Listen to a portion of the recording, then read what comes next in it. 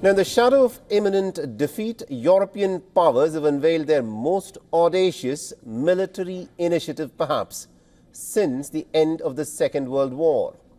So as Russia tightens its grip on Ukraine's throat, Britain and France are preparing to cross a line that potentially could reshape the continent's security landscape forever.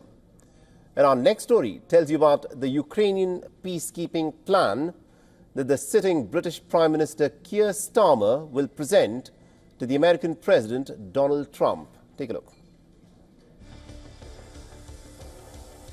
Fortunes have rapidly changed for Ukraine. It is getting badgered not just on the battlefield, but is at risk of being diplomatically isolated as well. Senior Russian and US officials are setting the stage for a summit meeting. Putin appears closer than ever to cementing Moscow's gains of about a fifth of Ukraine's territory and keeping it out of NATO. Stunned by Trump's moves, Europe is working on an ambitious plan. Britain and France are spearheading an initiative to deploy up to 30,000 European troops as peacekeepers in a post-ceasefire Ukraine. The plan that hinges crucially on American support emerges as Ukraine faces mounting pressure both on the battlefield and diplomatic fronts. British Prime Minister Keir Starmer plans to present Trump with a detailed proposal during his Washington visit next week. The strategy crucially depends on American air support, with US fighter jets and missiles positioned throughout Eastern Europe, ready to respond to any Russian violations of the armistice. The proposed European force aims to protect key Ukrainian cities, while the Ukrainian troops would be deployed along the current front lines as seen in this map. But for any European troops to be deployed, America must back the security guarantee. And I'm prepared to consider committing British forces on the ground alongside others if there is a lasting peace agreement.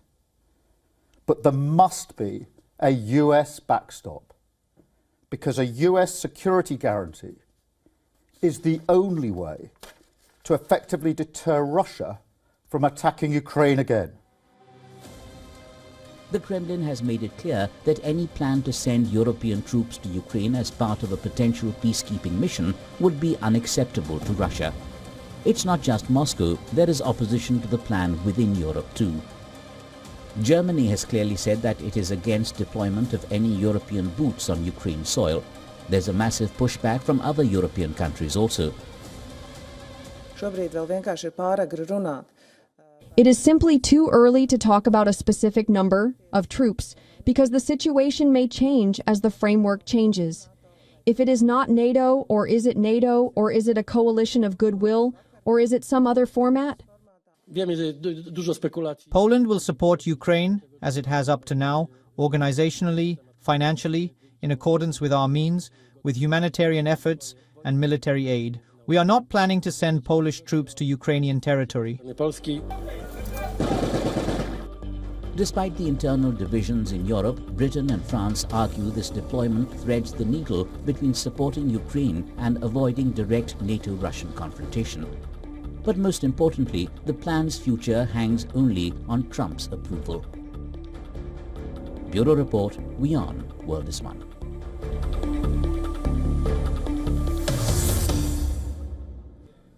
All right, now to give us more perspective on this, we are joined by Ms. Jane Kininmont, who's the Acting Director of the European Leadership Network. She's joining us live from London. Ms. Kininmont, let me start off by asking you about this, potential plan for the post-war scenario once, some kind of a ceasefire is agreed upon, where the British Prime Minister, Keir Starmer, has suggested that he, along with France, could station as many as about 30,000 troops in a buffer zone once a ceasefire comes into existence. Do you think the British Prime Minister is serious then?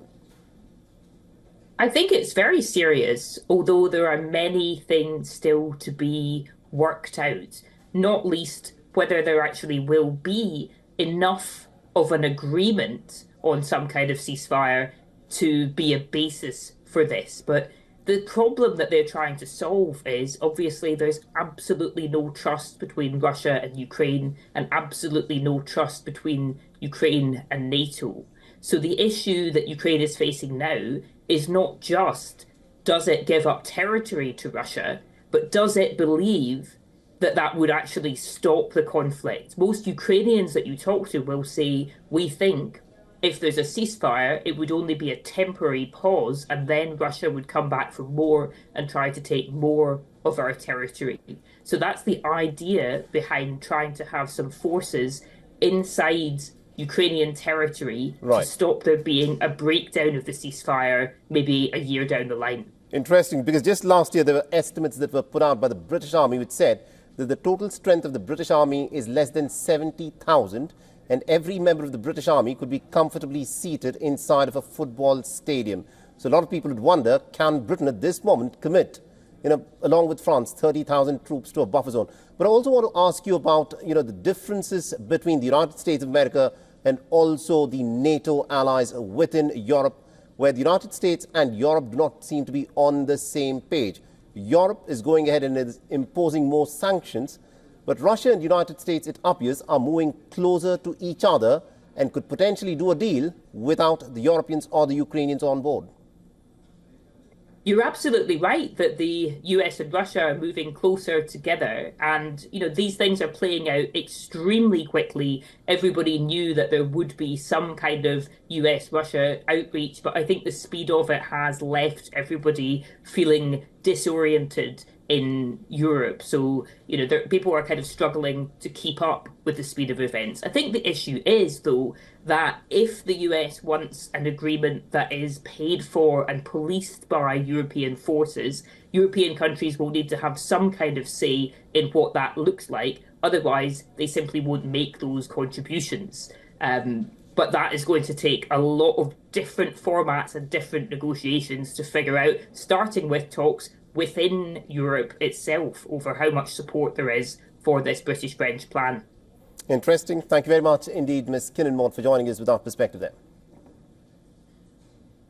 For all the latest news, download the WION app and subscribe to our YouTube channel.